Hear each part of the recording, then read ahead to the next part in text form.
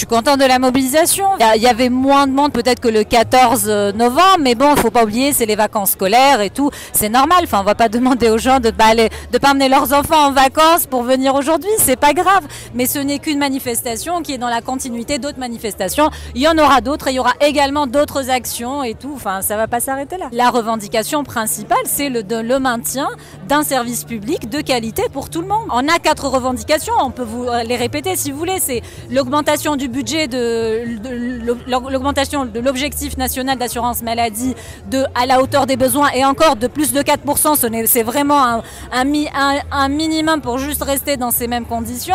C'est de permettre la réouverture des lits et éviter la fermeture des lits quand il y en a besoin, parce que là, il y en a vraiment grandement besoin.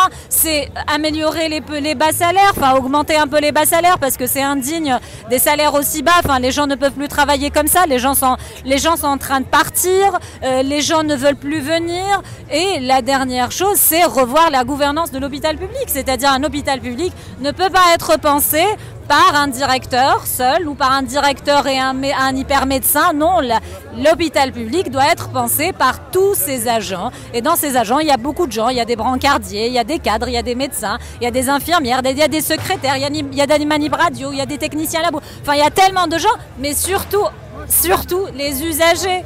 Enfin, la première personne qui dit si l'hôpital public va bien ou mal, c'est la personne qui vient à l'hôpital qui n'a pas envie d'y aller. Je pense que c'est pas fini, que ce n'est qu'un début. On est en train de se retrouver, on se retrouve ensemble, on discute en assemblée générale, chacun ramène son avis, chacun sait ce qui se passe autour de lui, parce que jusqu'à présent, on ne savait pas trop ce qui se passait. Donc on se rassemble, on se discute, on discute, on se parle, et ça c'est très important, c'est le début de quelque chose. Et de commencer la mobilisation, de commencer à faire une assemblée générale, de commencer à discuter tous sur le même plan d'égalité, c'est-à-dire tout le monde a le même temps de parole, tout le monde a le même droit de parler, et tout le monde a un avis qui est aussi important qu'un professeur de médecine, qu'une infirmière, une auxiliaire. Enfin, on a tous le même avis et ça compte de la même façon. Donc de se retrouver tous dans une assemblée générale à discuter et à repenser l'hôpital public, c'est le début de quelque chose qui doit faire peur un peu.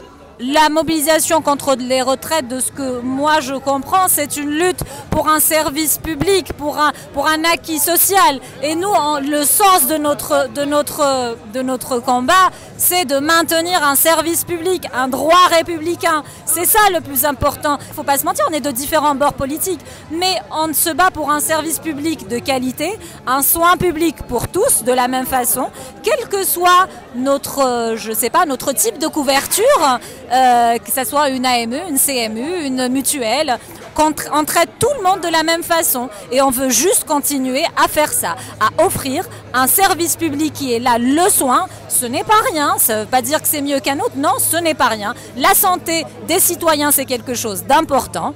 Et on veut juste maintenir ce droit à tout le monde. Voilà.